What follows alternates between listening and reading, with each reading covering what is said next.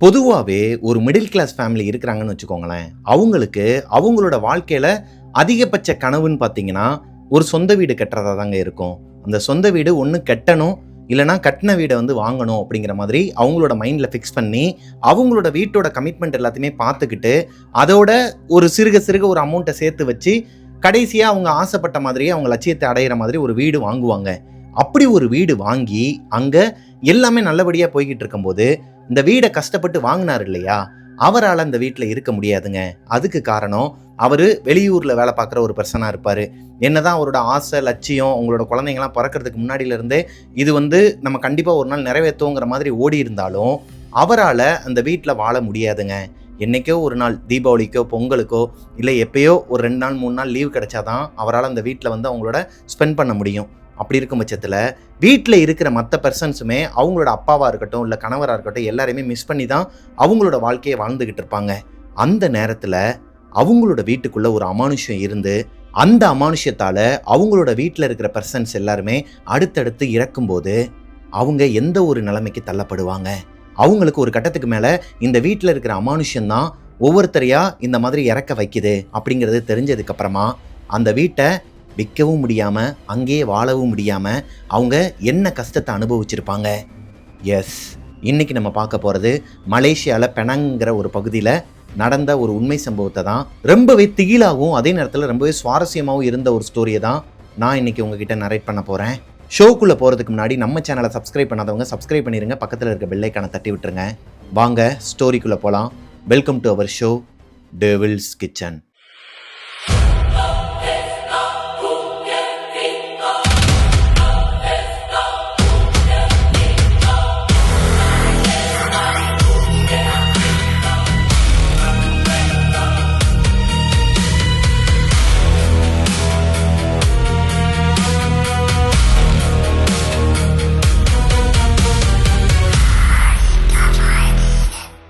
Hello ghosties, நான் உங்களோட பிரபாகரன். இன்றைக்கி நம்ம பார்க்க போகிற ஒரு உண்மை கதையை, மலேசியாவில் நடந்த ஒரு உண்மை கதையை எனக்கு இன்ஸ்டாகிராமில் அனுப்பின பொண்ணோட பேர் பிரியாங்க. பிரியா மலேசியாவை சேர்ந்த பொண்ணு. அவங்களோட அப்பா அம்மா, அவங்களுக்கு ஒரு அக்கா தங்கச்சி தம்பி, அதாவது இவங்க தான் குடும்பத்தில் 2வது பொண்ணாங்க. இவங்களுக்கு ஒரு அக்கா இருக்கிறாங்க. இப்போது இவங்களோட வீட்டில் தாத்தா பாட்டி இவங்க எல்லாருமே ஒன்று மண்ணா தான் இருந்திருக்கிறாங்க. தாத்தா பாட்டிங்கிறவங்க யாருன்னா அவங்க அம்மாவோட அப்பா அம்மாவாங்க. அப்படி இருக்கும் பட்சத்தில் இவங்க எல்லாருமே முதல்ல ஒரு வாடகை வீட்டில் தான் இருந்திருக்கிறாங்க. மலேசியாவில் பெனங்கிற ஒரு பகுதியில், அதாவது அவங்களோட ஏரியா எதையுமே மென்ஷன் பண்ண வேணான்னு சொன்ன காரணத்தினால நான் எதையுமே மென்ஷன் பண்ணலைங்க. ஆனால் பெனங்கிற ஒரு பகுதியில் நடந்த ஒரு உண்மை சம்பவம் தான் இது. பெனங்கிற பகுதியில் அவங்க ஒரு வாடகை வீட்டில் இருக்கிறாங்க. அவங்களோட வாழ்க்கை ஆஸ் யூஸ்வல் ஒரு மிடில் கிளாஸோட ஃபேமிலியோட வாழ்க்கை எப்படி போகுமோ அந்த மாதிரி ஏகப்பட்ட கமிட்மெண்ட்ஸோட அதில் ஒரு சின்ன சின்ன சந்தோஷத்தோட நல்லபடியாக தாங்க போயிட்டு இருந்திருக்குது. இப்போது அவங்க அப்பா, அதாவது பிரியாவோட அப்பா இருக்கிறார் இல்லையா, அவருக்கு இவங்கெல்லாம் பிறக்கிறதுக்கு முன்னாடியிலேருந்தே அவங்க அம்மாவை கல்யாணம் பண்ணுறதுக்கு முன்னாடியிலேருந்தே ஒரு சொந்த வீடு வாங்கணும், ஒரு அப்பார்ட்மெண்ட் வாங்கணும் அப்படிங்கிற மாதிரி ஒரு கனவோடு தான் ஓடிக்கிட்டு இருந்திருக்கிறாரு. அதுக்காகவே அவர் நிறைய அமௌண்ட்லாம் கொஞ்சம் கொஞ்சமாக சேர்த்து வச்சுக்கிட்டு தான் இருக்கிறாருன்னு வச்சுக்கோங்களேன். இப்போது பிரியாவுக்கு இந்த சம்பவம் நடக்கும்போது 7 வயசு ஆக போகுதுங்க. 6 வயசு கம்ப்ளீட் ஆகி 7வது வயசு, அதாவது இந்த 7வது பர்த்டே அப்போ அவங்க அப்பா அவரோட ஆசையை நிறைவேற்றுறாரு. அதாவது ஒரு சொந்த வீடு ஒன்று வாங்குறாரு. 16 மாடி கொண்ட ஒரு அப்பார்ட்மெண்ட்டில், ஒரு ஹைரைஸ் அப்பார்ட்மெண்ட்டில் பெனங்கிற பகுதியில் 15வது ஃப்ளோரில் ஒரு அப்பார்ட்மெண்ட்டை அவர் விலைக்கு வாங்குறாருங்க. அப்படி இருக்கும் பட்சத்தில் அந்த வீடை வாங்கி எல்லாமே செட் பண்ணி இவங்களோட குடும்பத்தை அங்கே வச்சதுக்கப்புறமா அவரால் இவங்க கூட டைம் ஸ்பெண்ட் பண்ண முடியலைங்க. ஏன்னா அவருக்கு அவரோட வேலையில் இன்னொரு ப்ரமோஷன் கிடச்சிருக்குது. வேற ஒரு ஊர்லேருந்து தான் அவர் வேலை பார்க்குற மாதிரி இருக்குதுங்க. அந்த ஊர்லேருந்து இங்கே வரணும் அப்படின்னா கிட்டத்தட்ட ஒரு 6 மணி நேரத்துலேருந்து 8 மணி நேரம் வரைக்கும் ஆகுமாங்க. அப்படி இருக்கும் பட்சத்தில் அவர் என்னைக்காச்சும் ஒரு நாள் தான் இவங்களோட வீட்டுக்கே வருவாராம். இப்போது பிரியாவோட வீட்டில் பிரியாவோட அம்மா, அவங்களோட அக்கா, பிரியாவோட தம்பி, பிரியாவோட கடைசி தங்கச்சி, இந்த குழந்தைங்களை எல்லாருமே பார்த்துக்கிட்டு அவங்க அம்மா மட்டும்தான் அந்த வீட்டில் இருக்கிறாங்கங்கிற காரணத்தினால அவங்களோட அம்மா இருப்பாங்க இல்லையா, அம்மாவோட அம்மா, அதாவது இவங்களோட பாட்டி, அவங்களும் அவங்களோட தாத்தாவும் இவங்களோட வீட்டில் இருந்து குழந்தைங்களையும் பார்த்துக்கிட்டு எல்லா கமிட்மெண்ட்ஸையும் கொஞ்சம் மேனேஜ் பண்ணிகிட்டு இருக்கிறாங்க. அவங்க அப்பா எல்லாத்துக்குமே பணம் அனுப்பிடுவாராங்க. நல்லபடியாக தான் இவங்களோட வாழ்க்கை ரன் ஆகி போயிட்டு இருந்திருக்குது. இந்த குழந்தைங்க இருக்கிற வீட்டில் இந்த பெரியவங்களுக்கு பெரிய ப்ரெஷர் இருக்குங்க. கை குழந்தையாக இருக்கிற வரைக்கும் எதுவுமே தெரியாது. கொஞ்சம் ஓடி ஆடி விளையாடுற அந்த வயசு வரும்போது கொஞ்சம் வளர்ந்த குழந்தையும் அதே வீட்டில் கொஞ்சம் கொஞ்சமாக அடுத்தடுத்த ஸ்டேஜில் சின்ன வயசில் இருக்கிற குழந்தைங்களையும் வச்சு மேய்க்கிறதுங்கிறது பெரிய கஷ்டமான விஷயங்க. அப்படி தான் அவங்களோட தாத்தா உசுரை கொடுப்பாராம். கத்திக்கிட்டே இருப்பாராம், எப்போ பார்த்தாலும் ஓடாதீங்க ஓடாதீங்க விழுந்துருவீங்கன்னு சொல்லிட்டு அவரும் பின்னாடியே ஓடிட்டு இருப்பாராம். அது மாதிரி தான் அன்னைக்கு ஒரு நாள் இவங்க எல்லாருமே ஓடி பிடிச்சு விளாண்டுட்டு இருந்திருக்கிறாங்க அவங்க அப்பார்ட்மெண்ட்குள்ளே, அதாவது அவங்களோட வீட்டுக்குள்ளே. இவங்களோட வீட்டோட அமைப்பு எப்படி இருக்குன்னு பார்த்தீங்கன்னா, 15வது ஃப்ளோரில் லிஃப்ட்டில் ரைட் சைடில் போனால் லாஸ்ட்டில் டெட் எண்டில் கீழே ஒரு 12 படிக்கட்டு வந்து இறங்கி போகணுமா. இந்த 12 ஸ்டெப்ஸையுமே இறங்கினதுக்கப்புறமா ரைட் சைடில் ஒரு வீடு இருக்கும், லெஃப்ட் சைடில் ஒரு வீடு இருக்கும். லெஃப்ட் சைடில் இருக்கிற வீட்டில் எப்பயுமே வந்து இந்த சாமி பாட்டு ஓடுறது, அவங்க சாமி ரொம்ப ஒரு மாதிரி ஆர்த்தடாக்ஸ் ஃபேமிலின்னு வச்சுக்கோங்களேன். ரைட் சைடில் இருக்கிற அந்த கதவில் மேலே மதுரை வீரன் சாமியோட ஒரு ஃபோட்டோ ஒட்டியிருப்பாங்களாம், அதாவது இவங்களோட இஷ்ட தெய்வமா. அப்படி இருக்கும் பட்சத்தில் அந்த கேட்டை ஓப்பன் பண்ணால் ஒரு பெரிய ஹால் இருக்குமாங்க. ஹாலில் லெஃப்ட் சைட்லேயே சாமி கபோர்டு வச்சுருப்பாங்களாம். ஹால்லையே பழைய, அதாவது அந்த காலத்து சோஃபான்னு சொல்லுவாங்க இல்லையா, அந்த மாதிரி டைப்பில் ஒரு சோஃபா, டீபாய், அப்புறம் அந்த டிவி யூனிட் இதெல்லாம் இருக்குமாங்க. அப்படியே உள்ளே போனால் ரைட் சைடில் ஃபர்ஸ்ட் ரூம், அதை தொடர்ந்து இன்னொரு கதவு இருக்குமா, அது செகண்ட் ரூம், அதை தொடர்ந்து இன்னொரு கதவு இருக்குமா. அந்த லாஸ்ட் டோரை ஓப்பன் பண்ணால் உள்ளே போனால் லெஃப்ட் சைடில் கிச்சன் இருக்குமா, ரைட் சைடில் இந்த ஒரு பாத்ரூம் மாதிரி இருக்குமா. அதில் தான் இவங்க வாஷிங் மிஷின் இதெல்லாம் வந்து யூஸ் பண்ணுறதுக்கு ஒரு ஸ்பேஸ் விட்டு வச்சுருக்கிறாங்க. அதை தொடர்ந்து ஒரு பால்கனி இருக்குமா. இதுதான் இவங்க வீட்டோட அமைப்புங்க. அன்னைக்கு ஒரு நாள் இவங்க தாத்தா இந்த குழந்தைங்கள் எல்லாத்தையுமே பார்த்துக்கிட்டு இருக்கும்போது பிரியாவோட அம்மாவும் பிரியாவோட பாட்டியும் வெளியே போயிருக்கிறாங்க. அவங்க தாத்தா மட்டும்தான் குழந்தைங்க எல்லாருமே பார்த்துக்கிட்டு இருந்திருக்கிறாரு. இந்த குழந்தைங்களாம் ஓடி பிடிச்சு விளாண்டுட்டு இருக்கும்போது பயங்கரமாக கத்திக்கிட்டு ஓடாதீங்க ஓடாதீங்கன்னு சொல்லிட்டு அவரும் பின்னாடியே வந்திருக்கிறாரு. ஒரு கட்டத்துக்கு மேலே இவங்க டோரை ஓப்பன் பண்ணிட்டு வெளியே ஓடி போய் விளாட ஆரம்பிக்கிறாங்க. அந்த 12 ஸ்டெப்ஸில் ஏறி மேலே ஓடும்போது, அதாவது நான் சொன்னேன் இல்லையா, ஒரு லிஃப்ட் இருக்கும், லிஃப்ட்டில் ரைட் சைடில் கொஞ்சம் தூரம் நடந்து வந்து லாஸ்ட் டெட் எண்டில் தான் இந்த படிக்கட்டு இறங்குன்னு அந்த ஸ்பேஸில் விளையாட ஆரம்பிக்கிறாங்க. இவங்க தாத்தா மெதுவாக அந்த 12 ஸ்டெப்ஸ்லையும் ஏறி இல்லை திட்டிக்கிட்டே வேமா ஓடி வரும்போது ஒரு கட்டத்துக்கு மேலே அவங்க தாத்தா ஐயோ அம்மான்னு சொல்லிட்டு கத்திட்டு கீழே விழுகிற மாதிரி ஒரு சத்தங்க. பயங்கரமாக கத்திருக்கிறாரு. அந்த ஏரியாவில் இருக்கிறவங்க, அதாவது இந்த மேலே இருக்கிறவங்க எல்லாருமே வந்திருக்கிறாங்க வெளியே. என்னமோ எதுன்னு சொல்லிட்டு பிரியாவும் பிரியாவோட அக்காவும் திரும்பி பார்த்தா அவங்க தாத்தா கீழே விழுந்துட்டாராங்க. கீழே விழுந்து மயக்கம் அடைஞ்சிட்டாரு. இப்போது பிரியாவோட அம்மாக்கு அப்பாவுக்கு 2 பேருக்குமே அவங்க அக்கா வந்து ஃபோன் போட்டு சொல்கிறாங்க.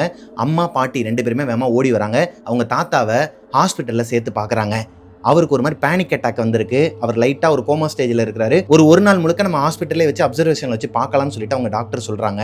இப்போது அவங்க தாத்தா இந்த ஒரு இன்சிடென்ட் நடந்ததுக்கப்புறமா கண் முழிச்சிடுறாரு. ஆனால் படுத்த படுக்கை ஆயிடுறாருங்க. அவர் அடுத்து ஒரு வாரத்தில் இறந்தும் போயிடுறாரு. இறக்குறதுக்கு முன்னாடி அவங்க தாத்தா சொன்ன ஒரு வார்த்தை பிரியாவோட அம்மாவுக்கு ஒரு மாதிரி மரண பயத்தை கொடுத்துருக்குதுங்க. என்னன்னா, நான் பிள்ளைங்களை விரட்டிட்டு ஓடும்போது யாரோ ஒருத்தர் என்னைய பின்னாடி இருந்து தள்ளி விட்டாங்க. நான் கீழே விழுந்த ஸ்பாட்டில் நான் பின்னாடி பார்க்கும்போது யாருமே இல்லை. அது யார் என்னன்னு எனக்கு தெரியல. ஆனால் அது ஒரு அமானுஷ்யம். என்னால் நல்லாவே அந்த நெகட்டிவ் எனர்ஜியை உணர முடிஞ்சிச்சு. யாரோ ஒருத்தர் நம்ம அப்பார்ட்மெண்ட்டில் இருக்கிறாங்க அப்படிங்கிற மாதிரி பிரியாவோட அம்மா கிட்ட சொல்லிட்டு தான் இறந்துருக்கிறாரு. கொஞ்சம் சூதானமாக இருங்கம்மா, இங்கே ஏதோ ஒன்று தப்பாக இருக்குது அப்படிங்கிற மாதிரி சொல்லிட்டு இறந்துடுறாரு. அவர் இறந்து அவருக்கு அந்த சாங்கியம்லாம் பண்ணுவாங்க இல்லையா, அது எல்லாமே முடிகிற வரைக்குமே அவங்க அம்மாவுக்கு ஒரு மாதிரி மனசே கேட்கல. அவங்களோட அம்மாக்கிட்டையும் சொல்லிடுறாங்க. அவங்க என்ன சொல்கிறாங்கன்னா, இல்லை எதனா ஒரு அவரோட இல்யூஷனாக கூட இருக்கலாம். நம்ம இந்த வீட்டுக்கு வந்ததுலேருந்து எல்லாமே நல்லபடியாக தானே போயிட்டுருக்குது. பால் காய்ச்சும் போது கூட பால் தரையலை, அடுத்தடுத்து வீட்டுக்குள்ளே சண்டையோ எதுவுமே வரலை. அப்படி இருக்கும் பட்சத்தில் அவர் எதனா கற்பனையில் கூட சொல்லியிருக்கலாம், அதை பெருசாக எடுத்துக்காதுன்னு சொல்லிட்டு அவங்க கொஞ்சம் ஆறுதலாக பேசுகிறாங்க. இப்போது கொஞ்ச நாள் அப்படியே மூவ் ஆகுதுங்க.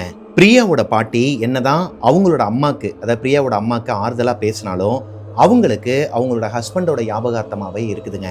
இந்த வீட்டில் இருக்கிற வரைக்குமே அவங்களால நிம்மதியாக தூங்க முடியலை. ஏதோ ஒன்று அவங்களுக்கு ஒரு மாதிரி உறுத்தலாகவே இருந்திருக்குது. அது போக அவங்களுக்கு கொஞ்சம் கொஞ்சமாக உடம்பும் ஒரு மாதிரி ஒத்துழைக்காமல் போயிருக்குதுங்க. அவங்களுக்கு மொத்தம் 4 பசங்க 2 பொண்ணுங்களாங்க. அதில் ஒருத்தவங்க தான் பிரியாவோட அம்மா. அப்படி இருக்கும் பட்சத்தில் 4வது மாமாவோட வீட்டுக்கு அவங்களோட பாட்டி போயிடுறாங்க. கொஞ்ச நாள் நான் அங்கே இருந்துட்டு இருந்தேன்னா கொஞ்சம் மைண்ட் ரிலாக்ஸாக இருக்குன்னு சொல்லிட்டு தோணுது, நான் அங்கே போயிடுறேன்னு சொல்லிட்டு போயிடுறாங்க. 1 மாதத்துக்கு அப்புறமா தான் வருவேன்னு சொல்லிட்டு அவங்க போய் 15 நாள் கூட ஆகலை. அதாவது 2 வாரத்துக்கு அப்புறமா அவங்க பாட்டி எதுவுமே சொல்லாமல் கொள்ளாமல் அன்னைக்கு ஒரு நாள் நைட்டு 1 மணி இருக்குமாங்க. மிட் நைட் 1 மணிக்கு இவங்களோட வீட்டுக்கு வந்துடுறாங்க. ஏன்னா அவங்க அந்த மாமாவோட வீட்டில் இருக்கும்போது, பிரியாவோட மாமாவோட வீட்டில் இருக்கும்போது அவங்களோட கனவுல இந்த வீட்டுக்குள்ளே ஏதோ ஒன்று தப்பாக இருக்கிற மாதிரியும், இவங்களோட ஹஸ்பண்ட் இறந்து போயிருக்கிறார் இல்லையா, அவர் வந்து இவங்ககிட்ட ஏதோ ஒரு விஷயத்த கம்யூனிகேட் பண்ணுற மாதிரியும், இந்த பேர பசங்களுக்கெல்லாம் ஏதோ ஒரு ஆபத்துங்கிற மாதிரியும் ஒரு உணர்தல் வருதுங்க. அதனால தான் சொல்லாமல் கொள்ளாமல் எந்திரிச்சு அவர் வந்து அந்த மாமா வந்து வீட்டுக்கு வெளியே வந்து தான் விட்டுட்டு போயிருக்கிறாரு கீழே. ஆனால் அவங்க மாமா வந்து கடைசி மாமா இவங்க அம்மா கூட பேச மாட்டார். அவங்க அப்பாவுக்கும் அவங்களுக்கும் கொஞ்சம் பிரச்சனைங்கிற காரணத்தினால அவருமே எதுவுமே ஃபோன் போட்டு சொல்லாமல் கீழே விட்டுட்டு போயிடுறாரு. அவ்வளோதான், லிஃப்ட்டில் ஏறி போகிறாங்க, இதில் என்ன இருக்குன்னு சொல்லிட்டு விட்டுட்டு போயிடுறாங்க. ஆனால் அவங்களோட பாட்டி அன்னைக்கு நைட்டு மிட் நைட் 1 மணிக்கு இந்த லிஃப்ட்டில் வரும்போது யாருமே இல்லைங்க. அந்த அப்பார்ட்மெண்ட்டே ஒரு மாதிரி மயான அமைதியாக இருக்குது. 15வது ஃப்ளோரில் அந்த லிஃப்ட் வந்து ஓப்பன் ஆகுது. அவங்க பாட்டி வெளியே வரும்போது அவங்களோட அந்த லிஃப்ட்டுக்கு வெளியே இருக்கிற லைட்டு மட்டும் ஃப்ளிக்கர் ஆகிட்டு இருக்குதுங்க. ஆஸ் யூஸ்வல் எல்லா ஃப்ளாட்லேயுமே இந்த மாதிரியான ஒரு கம்ப்ளைண்ட்ஸ் இருக்க தான் செய்யும். இதுக்கு என்ன பண்ணுறதுன்னு சொல்லிட்டு அவங்க பாட்டுக்கு அந்த லிஃப்ட்லேருந்து வெளியே வந்து ரைட் சைடில் லாஸ்ட் கார்னரில் தான் கீழே இறங்குற மாதிரி இருக்கும்னு சொன்னேன் இல்லையா, இதில் நடந்து வரும்போது அவங்களுக்கு நல்லாவே தெரியுதாங்க, ஃபீல் ஆகுறாங்க. ஒரு மாதிரி உடம்பெல்லாம் புல்லரிக்க ஆரம்பிச்சிருக்குதுங்க. அவங்களுக்கு பின்னாடி யாரோ ஒருத்தவங்க நடந்து வராங்க. ஒரு மாதிரி நல்லா பல்காக பெரிய ஒரு ஆள் நடந்து வராங்க. அவங்களோட ஷேடோ இவங்களுக்கு சைடில் தெரியுது. இந்த செவத்தில் அப்படியே கூடயே நடந்து வர்றது இவங்களால நல்லாவே பார்க்க முடியுது. அந்த 15th ஃப்ளோரில் கீழே வந்து ஒரு ஃப்ளோர் மேட் போட்டு வச்சுருப்பாங்களாம். அது வந்து வுட்லேயே போட்டு வச்சுருப்பாங்களாம். அந்த வுட்டு சவுண்டில் யாராச்சும் ஒருத்தவங்க நடந்தாங்கன்னா, பூட்ஸ் போட்டு நடந்தாங்கன்னா நல்லாவே பயங்கரமாக சத்தம் கேட்குமா லாஸ்ட் வரைக்கும். அதுவே வெறுங்காலில் நடந்தால் கூட லைட்டாக ஒரு சவுண்டு கேட்குமா, அதை நல்லாவே உணர முடியுமாங்க. இப்போது அந்த பாட்டி பின்னாடி திரும்பி பார்க்கலான்னு சொல்லிட்டு லைட்டாக திரும்பும் போதே அவங்க சைடு கண்ணிலே பார்த்துடுறாங்க யாரோ ஒருத்தவங்க பின்னாடி அவங்கள பின்தொடர்றாங்கன்னு. அவங்களால முடிஞ்ச அளவுக்கு, வயசானவங்க வேறு இல்லையா, அவங்களுக்கு கால் வேறு கொஞ்சம் ப்ராப்ளமாக இருக்குது, அவங்களால முடிஞ்ச அளவுக்கு வேகமாக நடந்து வந்துட்டு இந்த ஸ்டெப்ஸில் இறங்குறாங்க. ஒரு 12 ஸ்டெப்ஸ் இருக்குன்னு சொன்னாங்க இல்லையா, அதுலேருந்து இறங்கினோடனே இவங்களோட வீடு ரைட் சைட்லேயே இருக்கும். இப்போது 6 ஸ்டெப்பு இறங்கிடுறாங்க. 7வது ஸ்டெப்பில் கால் வைக்க போகும்போது அவங்களையும் யாரோ ஒருத்தவங்க முதுகில் கையை வச்சு தள்ளி விட்றாங்க. அவங்க லைட்டாக ஒரு மாதிரி ஸ்டெடியாக நிற்கிறதுக்கு ட்ரை பண்ணுறாங்க, முடியலைங்க. வயசானவங்கிறனால கீழே விழுக போகிறாங்க. இந்த நேரம் பார்த்து அந்த பாட்டியை யாரோ ஒருத்தவங்க தாங்கி பிடிச்சு நிப்பாட்டுறாங்க. அதை அந்த பாட்டியால் நல்லாவே உணர முடிஞ்சிருக்குது. அதே நேரத்தில் இவங்களோட ஷூ ரேக் வெளியே வச்சுருப்பாங்களாம். அந்த ஷூ ரேக் மேலே போயிட்டு இவங்க கையை வச்சனையும் அந்த ஃபோர்ஸில் மேலே இருக்கிற சில பொருட்கள்லாம் கீழே விழுகுது. ஆல்ரெடி பிரியாவோட அம்மா நல்லா தூங்கிட்டு இருந்தவங்க, அவங்களுக்கு ஒரு கெட்ட கனவு வந்து எந்திரிச்சு ஹாலில் தான் வந்து உட்காந்துருக்குறாங்க. மோஸ்ட்லி பிரியாவோட வீட்டில் இருக்கிற அந்த குழந்தைங்க எல்லாரையுமே ஹாலில் தான் படுக்க வச்சுட்டு அவங்க அம்மாவும் ஹாலில் தான் படுத்து தூங்குவாங்களாம். அவங்க அப்பா என்னைக்கு அந்த வீட்டுக்கு வராரோ அப்போ தான் இவங்க ரூமையே யூஸ் பண்ணுவாங்களாம். ஏன்னா மிடில் கிளாஸாக இருந்தப்போ இவங்க வாடகை வீட்டில் இருந்தாங்க இல்லையா, அந்த வீட்டில் இருந்தே இவங்களுக்கு ஒரு பழக்கம் வந்திருக்குது. எல்லாருமே பொதுவாகவே ஹாலில் தான் படுத்து தூங்குவாங்களாம். அப்படி இருக்கும் பட்சத்தில் பிரியாவோட அம்மாவுக்கு வேற ஒரு கெட்ட கனவு வந்து எந்திரிச்சு உட்காந்துருக்குறாங்க. இப்போ வெளியே ஒரு சத்தம் கேட்டதும் என்னமோ எதுன்னு சொல்லிட்டு டோரை ஓப்பன் பண்ணிட்டு வெளியே வந்து பார்த்தா பிரியாவோட பாட்டி ஒரு மாதிரி நெஞ்ச பிடிச்சிக்கிட்டு கையெங்கனை வச்சுக்கிட்டு மூச்சு வாங்கிக்கிட்டு இருக்கிறாங்க. பிரியாவோட அம்மாவுக்கு ஒரு மாதிரி தூக்கி போடுதுங்க. இவங்க இப்போ இங்கே வந்தாங்க, அவங்களோட மாமா வீட்டுக்கு தானே போயிருக்கிறாங்க, பிரியாவோட மாமா வீட்டில் தானே இவங்க இருக்கணும். இந்நேரத்தில் இவங்களுக்கு என்ன வேலை, இது கனவா இல்லை உண்மையான்னு சொல்லிட்டு, மா நீதானா இது அப்படின்னு சொல்லிட்டு கேட்டிருக்கிறாங்க. ஆமாம்மா, எதுவாக இருந்தாலும் உள்ளே போய் பேசிக்கலாம் வான்னு சொல்லிட்டு அவங்கள கூப்பிட்டுட்டு உள்ளே வந்துட்டாங்களாம். இப்போ பிரியாவோட அம்மா கிட்ட பிரியாவோட பாட்டி பட்டும் படாமல்னு சொல்கிறாங்க. யாரோ ஒருத்தவங்க பின்னாடி வந்த மாதிரியே இருந்துச்சுமா, தள்ளி விட்ட மாதிரியே இருந்துச்சு, எனக்கு என்னன்னு தெரில, நானா ஸ்லிப் ஆனேனா இல்லை உண்மையாகவே யாராச்சும் ஒருத்தவங்க தள்ளினாங்கன்னு தெரில, சரி விடு ஒன்றும் பிரச்சனை இல்லை வா தூங்கலான்னு சொல்லிட்டு போகும்போது இவங்க பாட்டி சத்தம் கேட்டு இவங்க ஆல்ரெடி இந்த டோரை ஓப்பன் பண்ணும்போதே பயங்கரமாக ஹாலில் சத்தம் கேட்குமா. இதில் பிரியாவோட அக்கா, மூத்த அக்காவும் பிரியாவும் எந்திரிச்சிடுறாங்க. எந்திரிச்சோடனே பாட்டியை பார்த்த குஷியில் இவங்களுக்கு பாட்டினா ரொம்பவே இஷ்டமாங்க. என்ன பாட்டி வந்துட்டியா, எங்களை பார்க்காம இருக்க முடியலன்னு சொல்லிட்டு அவங்கள போய் ஹக் பண்ணும்போது அவங்களோட மொழியே சரியில்லை, எங்கே பாருங்கள் நேரத்தெல்லாம் எந்திரிக்க கூட இப்போ படுத்தூங்குங்கன்னு சொல்லிட்டு அவங்கள சொல்லிகிட்டு இருக்கும்போதே அவங்களோட மெயின் டோரை யாரோ ஒருத்தவங்க இப்படி நாக் பண்ணுறாங்க. இப்போ பிரியாவோட அம்மா இருங்க நான் போய் யாருன்னு பார்க்குறேன்னு சொல்லிட்டு போகும்போது பிரியாவோட பாட்டி அவங்களோட கையை பிடிச்சிட்டு போகாத, இது ஏதோ தப்பாக இருக்குது வேணாம் அப்படிங்கிற மாதிரி தடுக்கிறாங்க. இப்போது இந்த 2 குழந்தைங்களுக்கும் பயம் வருதுங்க. பாட்டி என்னாச்சு பாட்டி, எதனா தப்பாக நடக்குதா, பயமாக இருக்குது எங்களுக்கு, யார் இப்படி கதவை தட்டுறது இந்நேரத்தில்னு சொல்லிட்டு கேட்கும்போது இல்லை அதெல்லாம் உங்களுக்கு தேவையில்லாது வாங்க படுத்து தூங்குங்க அப்படிங்கிற மாதிரி சொல்லிக்கிட்டே இருக்கும்போதும் பயங்கரமாக அந்த கதவை போட்டு உடனே உடைக்கிறாங்க மெயின் டோரை. தட்டுற தட்டுக்கு இந்நேரம் ஆப்போசிட் வீட்டிலேருந்து ஆட்கள் வந்திருக்கணும், இல்லை பக்கத்து வீட்டில் இருந்தாச்சும் ஆட்கள் வந்திருக்கணும், யாருமே வரலை. இவங்களுக்கு நல்லாவே தெரிஞ்சிருச்சு இங்கே ஏதோ ஒரு அமானுஷம் இருக்குது. இப்போது பிரியாவோட பாட்டி பயங்கர சத்தமாக, ஏய் உனக்கு என்ன பிரச்சனை, தொடப்பக்கட்ட பியணுமா அப்படிங்கிற மாதிரி பயங்கரமாக கத்துறாங்க. இவங்க கத்துன கத்துல அவங்களோட அந்த பொண்ணுங்களே பிரியாவும் பிரியாவோட அக்காவுமே பயந்துடுறாங்க, பிரியாவோட அம்மாவும் பயந்துடுறாங்க. இவங்க கத்துன கத்துல அந்த சவுண்டு நின்றுச்சாங்க.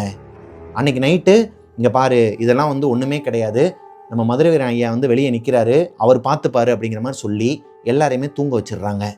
ஆனால் அந்த பாட்டிக்கு மட்டும் அன்னைக்கு நைட்டு தூக்கமே இல்லைங்க. அவங்களோட மனசுக்குள்ள ஏதோ ஒன்று தப்பாக இருக்குது. தன்னோட கணவரை இழந்ததுக்கும் இதுதான் காரணமாக இருக்குமா, இப்போ என்னோட உயிரையும் எடுக்க வந்திருக்குதா, இதனால அடுத்தடுத்து என்ன நடக்க போகுது, இந்த வீட்டில் என்ன நடக்க போகுதுன்னு நினச்சாலே ஒரு மாதிரி தலை சுற்றுதுன்னு சொல்லிட்டு நைட்டு முழுக்க தூங்காமல் இருந்திருக்கிறாங்க. அன்னைக்கு ஒரு நாள் இவங்க எல்லாருமே ஹாலில் தான் படுத்து தூங்குறதுக்கு ட்ரை பண்ணிட்டு இருக்கிறாங்க. இப்போது பிரியாவோட அம்மாவுக்கு பக்கத்தில் அவங்க அக்கா, பிரியாவோட அக்காவுக்கு பக்கத்தில் பிரியா, அதுக்கடுத்து அவங்களோட பாட்டி, அதுக்கப்புறம் அவங்களோட தம்பி, இப்படி தான் வரிசையாக படுத்துருக்குறாங்கன்னு வச்சுக்கோங்களேன் ஹாலில். ஒரு மாதிரி தூக்கமே இல்லாமல் எல்லாருமே முழிச்சு தான் இருக்கிறாங்க. பிரியாவோட தம்பியும் கடைசி தங்கச்சியும் மட்டும் நல்லா படுத்து தூங்கிட்டு இருக்காங்க. இவங்கெல்லாம் தூங்காமல் ஒரு மாதிரி இவங்களுக்குள்ளேயே எதனா ஒன்று பேசிக்கிட்டே இருந்திருக்காங்க. ஃபேமிலியை பற்றி பேசிகிட்டு இருக்கும்போது அவங்க பாட்டி சொல்கிறாங்க, டைம் ஆகிடுச்சு, 12:30 மணி ஆகுது, பேசாமல் படுத்து தூங்குங்க, எதுவாக இருந்தாலும் காலையில் பேசிக்கலாம்னு சொல்லிட்டு ஒரு 5 நிமிஷங்க ஒரு மாதிரி அவங்களோட வீடே ஒரு மாதிரி மயான அமைதியாக இருக்குது. படுத்து தூங்கலாம்னு சொல்லிட்டு ஒரு தூக்கத்துக்கு போகும்போது அவங்களோட கிச்சனுக்குள்ளே லாஸ்ட் ரூமில் தான் கிச்சன் இருக்குன்னு சொன்னாங்க இல்லையா, அந்த கிச்சனுக்குள்ளே இருக்கிற அந்த பாத்திரங்களெல்லாம் யாரோ ஒருத்தவங்க உருட்டுற மாதிரி ஒரு சத்தம் கேட்குது. இப்போது பிரியாவோட அக்கா 2 பேருமே எந்திரிச்சு உட்காடுறாங்க. அவங்க பாட்டி இதை பார்த்துட்டு, உன்னை என்ன சொல்லியிருக்கிறேன், என்ன சத்தம் கேட்டாலும் கண்டுக்கக்கூடாது, அது மேலே கான்சென்ட்ரேட் பண்ணக்கூடாது, பேசாமல் படுத்து தூங்கணும்னு சொல்லியிருக்கிறானா இல்லையா, படுங்க அப்படின்னு சொல்லிட்டு அரட்டி இருக்கிறாங்க. இதுக்கு மேலே இவங்களால எதுவுமே பேச முடியலை. ஏன்னா பிரியாவோட அம்மாவே முழிச்சு தான் இருக்கிறாங்க. அவங்க பாட்டி சொல்கிற மாதிரி கேளுங்கிற மாதிரி தான் அட்வைஸ் பண்ணுறாங்க. இப்போ 2 பொண்ணுங்களும் படுத்ததுக்கப்புறமா இவங்களுக்கு தூக்கமே வரலங்க. அந்த கிச்சனுக்குள்ளே யாரோ ஒருத்தவங்க உருட்டிக்கிட்டே இருக்கிறாங்க, என்னென்னமோ பண்ணிக்கிட்டே இருக்கிறாங்க. யாரோ ஒருத்தவங்களோட நடமாட்டம் இருக்குங்கிறது மட்டும் இவங்களால நல்லாவே ஃபீல் பண்ண முடிஞ்சிருக்குது. இப்போது பிரியாவோட பாட்டி சடனாக எந்திரிச்சு ஒரு மாதிரி கத்திக்கிட்டே வேகமாக அந்த ரூமுக்குள்ளே போயிட்டு விளக்கமாரை எடுத்துகிட்டு வந்திருக்கிறாங்க. தொடப்பக்கட்டையை எடுத்து அந்த கதவுலேயே அடித்தது மட்டும் இல்லாமல் அந்த தொடப்பக்கட்டையை எடுத்துகிட்டு வந்து இவங்களோட மெயின் டோர் இருக்கு இல்லையா ஹாலில், அந்த மெயின் டோர் வாசலில் போட்டுட்டு, இதுக்கப்புறம் எதனா சத்தம் கொடுத்தனா தொடப்பக்கட்டை பிஞ்சிரும் அப்படிங்கிற மாதிரி அன்னைக்கு கத்துன மாதிரி இன்றைக்கும் கத்துறாங்க. ஒரு 5 நிமிஷத்துக்கு எதுவுமே நடக்கலைங்க. இந்த குழந்தைங்களாம் அந்த அதிர்ச்சியிலேருந்து இன்னும் வெளியே வரல. மறுபடியும் அவங்களோட மெயின் டோரை இப்படி யாரோ ஒருத்தவங்க நாக் பண்ணுறாங்க. இப்போ இந்த பாட்டி எந்திரிச்சு அவங்களோட இந்த இஷ்ட தெய்வமான மதுரை வீரன் சாமியோட திருநீர், கருப்பையாவோட திருநீர், இது எல்லாத்தையுமே எடுத்துகிட்டு வந்து அவங்களோட அந்த மெயின் டோருக்கு வெளியே போட்டுட்டு, உள்ளேயும் போட்டுட்டு, கதவை திறந்து வெளியே போயிட்டு விளக்கமாத்த வச்சு யாருக்கிட்டையோ பேசிக்கிட்டு இருக்கிறாங்களாம், யாருக்கிட்டையோ வந்து திட்டிகிட்டு இருக்கிறாங்களாம். அவங்க திட்டிட்டு வந்து விளக்கமாரை உள்ளே வச்சுட்டு கதவு மூடினதுக்கு அப்புறமா எந்த ஒரு சத்தமுமே கேட்கலையாங்க. கிச்சன்லையும் வெளியவும் வேற வழியே கிடையாது, பேசாம படுத்து தூங்கிடலாம்னு சொல்லிட்டு எல்லாருமே தூங்குறதுக்கு ரொம்ப கஷ்டப்பட்டு தான் ஒரு 3 மணிக்கு மேலே தான் தூங்கியிருக்கிறாங்க. அன்னைக்கு ஒரு நாள் பிரியாவோட பாட்டியும் பிரியாவோட அம்மாவும் கிச்சனில் குக்கிங் பண்ணிட்டு இருந்திருக்கிறாங்க.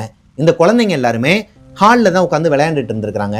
பிரியா ஹோம்ஒர்க் பண்ணிட்டு இருந்திருக்காங்க, பிரியாவோட அக்காவும் ஹோம்ஒர்க் தான் பண்ணிட்டு இருந்திருக்காங்க. அந்த 2 குழந்தைங்களும் தான் விளையாண்டுக்கிட்டே இருந்திருக்காங்க. ஒரு கட்டத்துக்கு மேலே மெயின் டோர் ஓப்பனில் இருக்குங்கிறத இவங்க 2 பேருமே கவனிக்கல. அந்த 2 குழந்தைங்களுமே பிரியாவோட தம்பியும் தங்கச்சியும், அவங்க தங்கச்சி பாப்பாவுக்கு ஒரு 4 வயசு இருக்குமாங்க, சடனாக எந்திரிச்சு அது பாட்டுக்கு வெளியே போயிருக்குது. இவங்க கவனிக்கல. இப்போ என்ன மோதுன்னு சொல்லிட்டு பிரியாவோட அக்காவும் வெளியே ஓடி வந்து பார்த்துருக்குறாங்க. அந்த பாப்பா ஒரு சேர் ஒன்று இருக்குதாங்க, அந்த 12 ஸ்டெப்ஸ் இறங்குன்னு சொன்னாங்க இல்லையா, அந்த 12 ஸ்டெப்ஸுக்கு மேலேருந்து இறங்கி வரும்போது அந்த இடத்துல ஒரு சின்னதாக சேர் வச்சுருக்கிறாங்க, குழந்தையோட சேர் மாதிரி ஒரு சேர் இருக்குது. அந்த சேரை பார்த்து இந்த 12 ஸ்டெப்ஸுக்கு கீழே இவங்களோட வீட்டுக்கிட்ட இருந்து பேசிக்கிட்டு இருக்குதான் அந்த குழந்தை. யாரோ ஒருத்தவங்க இப்போது நிற்கிறாங்கன்னா நம்ம இப்படி பார்த்து பேசுவோம் இல்லையா, அதுவே கொஞ்சம் தூரத்தில் இருந்தாங்கன்னா இப்படி, அதாவது மேலே இருந்தாங்கன்னா இப்படி பார்த்து பேசுவோம் இல்லையா, அந்த மாதிரி அந்த குழந்தை யாருக்கிட்டே பேச்சுவார்த்தை நடத்திக்கிட்டு இருக்குது. இங்கே வா அப்படின்னு சொல்லிட்டுலாம் கூப்பிட்டுக்கிட்டு இருக்குது. இப்போது இந்த பொண்ணுக்கு ஒரு மாதிரி தூக்கி போட்டுருக்குதுங்க, பிரியாவுக்கும் பிரியாவோட அக்காவுக்கும்.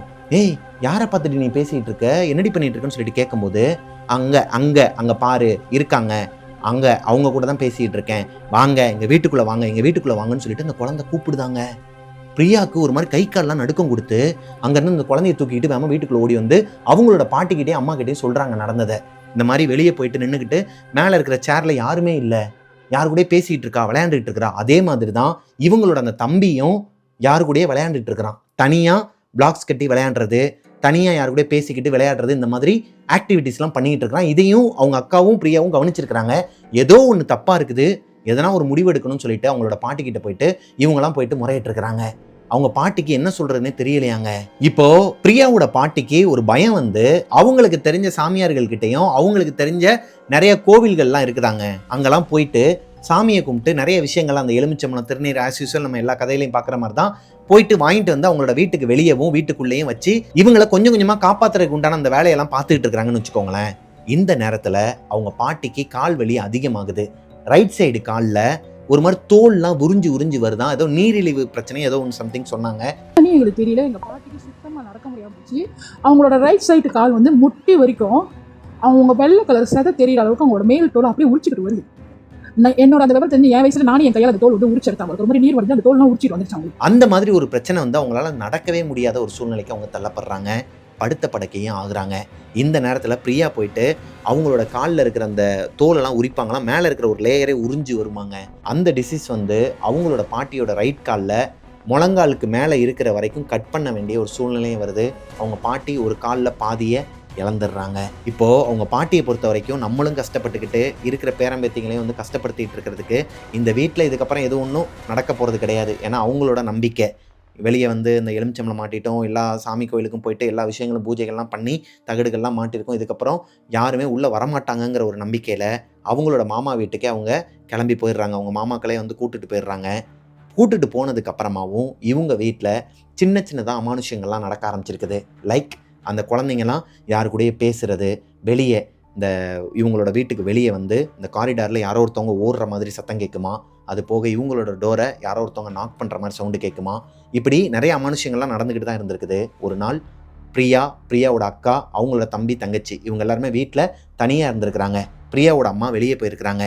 இப்போது இவங்களோட வீட்டில் அந்த குழந்தைங்க எல்லாருமே இவங்க அப்பார்ட்மெண்ட்டில் இருக்கிற அந்த ஸ்விம்மிங் பூலுக்கு போகணும்னு சொல்லிட்டு அடம் பிடிக்கிறாங்க.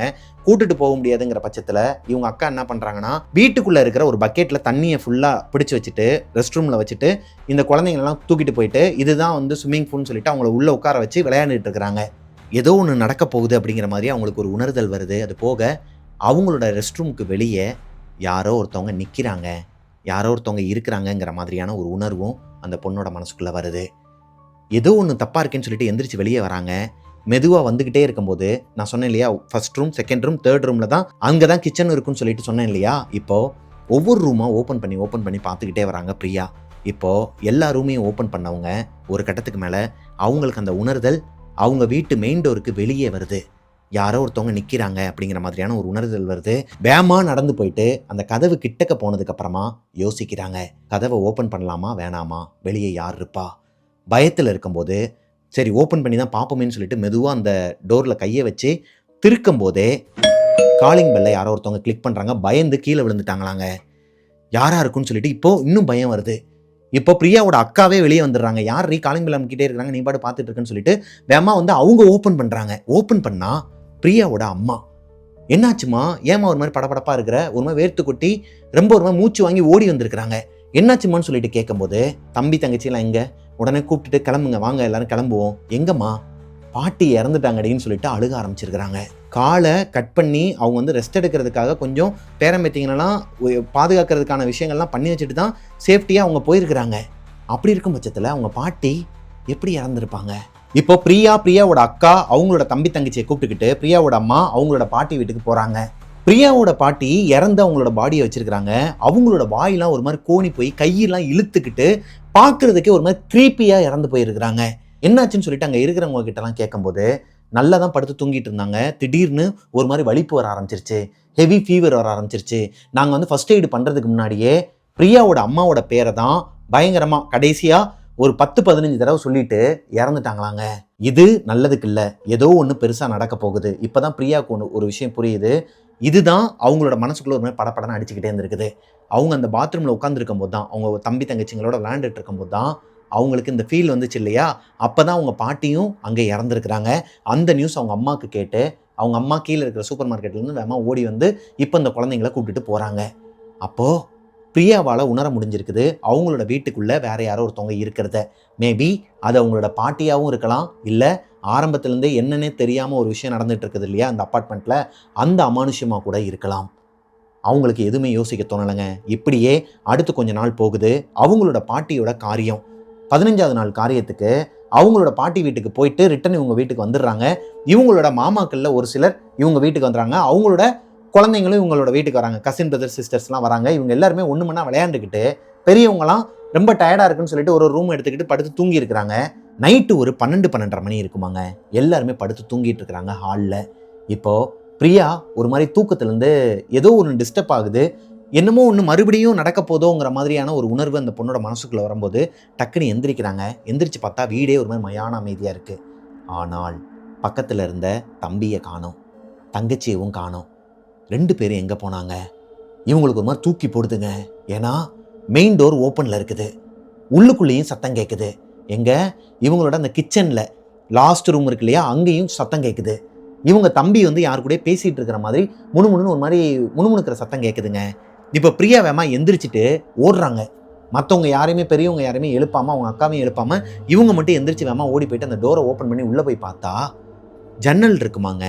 இந்த பையனால் அந்த கிச்சனோட அந்த ஸ்லாப்பில் ஏறவே முடியாதான். எப்படி ஏறினாங்கிறதே கேள்விக்குறி தான். ஏன்னா உள்ளுக்குள்ளே வந்து எந்த ஒரு சேரோ ஏறுறதுக்கு உண்டான அந்த ஒரு டேபிளோ கிடையாது. அப்படி இருக்கும் பட்சத்தில் அந்த பையன் மேலே இருக்கிறான். அந்த கிச்சன் மேடையில் உட்காந்துக்கிட்டு மேலே இருக்கிற ஒரு விண்டோவை ஓப்பன் பண்ணி வெளியே யாரு கூட பேசிக்கிட்டு இருக்கிறான். பிரியா பயந்துக்கிட்டே மெதுவாக அவங்க கிட்டக்க போயிட்டு கையை வைக்கும்போது பயப்படக்கூட இல்லையாங்க அந்த பையன். கேஷுவலாக பின்னாடி திரும்பி, வாக்கா நீ வந்துட்டியா, உன்னையும் தாத்தா பாட்டி கூப்பிட்டாங்களா அப்படிங்கிற மாதிரி கேட்குறான். பிரியாவுக்கு ஒரு மாதிரி தூக்கி போடுதுங்க. என்னடா பேசுகிற, தாத்தா பாட்டியா, எங்கடா இருக்கிறாங்க? இங்கே தான் இருக்கிறாங்க. அவங்க தான் நான் தூங்கிக்கிட்டு இருந்தேன், என்னை எழுப்பி உங்க கூட பேசணும் வான்னு சொன்னாங்க, நான் கிச்சனுக்குள்ளே வந்தேன், அவங்க கூட தான் பேசிக்கிட்டு இருக்கிறேன். என்னடா பேசுனாங்க அப்படின்னு சொல்லிட்டு பேசிகிட்டு இருக்கும்போதே பிரியாவுக்கு டக்குன்னு தோணுதுங்க, அப்போ தங்கச்சி பாப்பா எங்கே போச்சு? 4 வயசில் இருக்கிற அந்த தங்கச்சி பாப்பா எப்படி மெயின் டோரை ஓப்பன் பண்ணி வெளியே போகும்? அதுக்கு கதவே எட்டாதான். அப்படி இருக்கும் பட்சத்தில் எப்படி வெளியே போக முடியும்? என்னமோ எதுன்னு சொல்லிட்டு பதறி அடிச்சு வேமா ஓடுறாங்க. ஓடும் போது பிரியாவோட அக்காவும் எந்திரிச்சிடுறாங்க. என்னாச்சுன்னு சொல்லிட்டு கேட்டுட்டு அவங்களுமே இவங்க பின்னாடி ஓடி வராங்க. காரிடாரில் பார்க்குறாங்க, அந்த குழந்தையை காணோம். லிஃப்ட் வரைக்கும் போய் பார்க்குறாங்க, அங்கே இல்லை.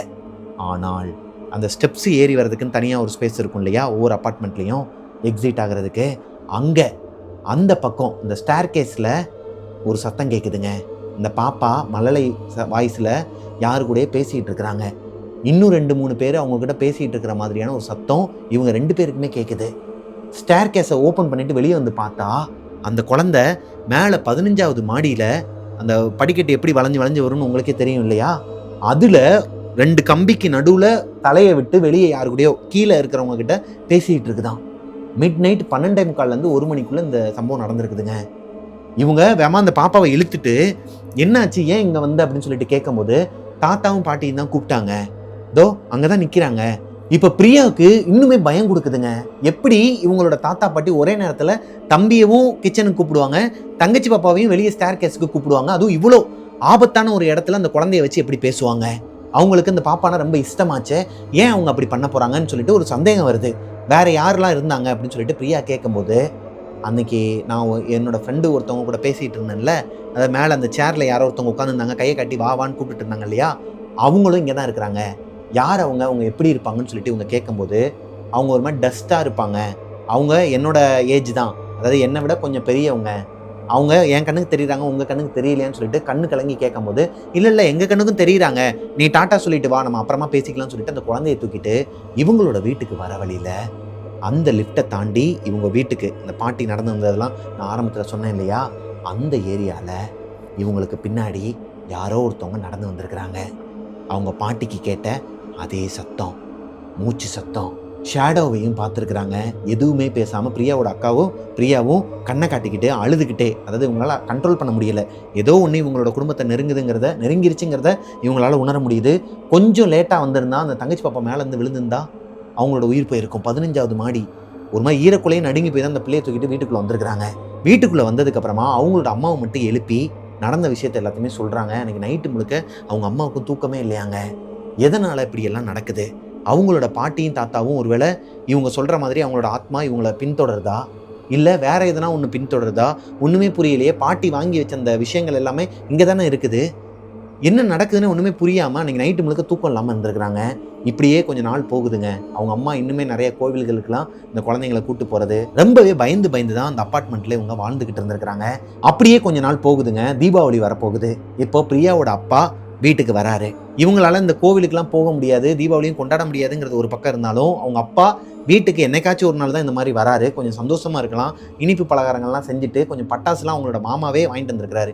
பிரியாவோட மாமாவில் ஒருத்தர், நான் சொன்னேன் இல்லையா 4 பசங்க அவங்களோட பாட்டிக்குன்னு, அதில் ஒருத்தர் அவங்களோட ஃபேமிலியோட 3rd ஃப்ளோரில் குடியிருக்கிறாரு இதே அப்பார்ட்மெண்ட்டில். இப்போது இந்த சம்பவத்துக்கு அப்புறமா தீபாவளிக்கு முன்னாடி. அப்படி இருக்கும் பட்சத்தில் தீபாவளி அதுமா எல்லாத்தையுமே நல்லா கொண்டாடலாம்னு சொல்லிட்டு தான் அவங்க அப்பா வந்திருக்கிறாரு. வந்தவர் எப்பயும் போல் குழந்தைங்களோட ஜாலியாக இருந்துட்டு தீபாவளி நல்லபடியாக முடிஞ்சிருதுங்க. லாஸ்ட் நாள் காலையில் அவர் கிளம்ப போகிறாரு, அவரோட வேலைக்கு கிளம்ப போகிறாரு.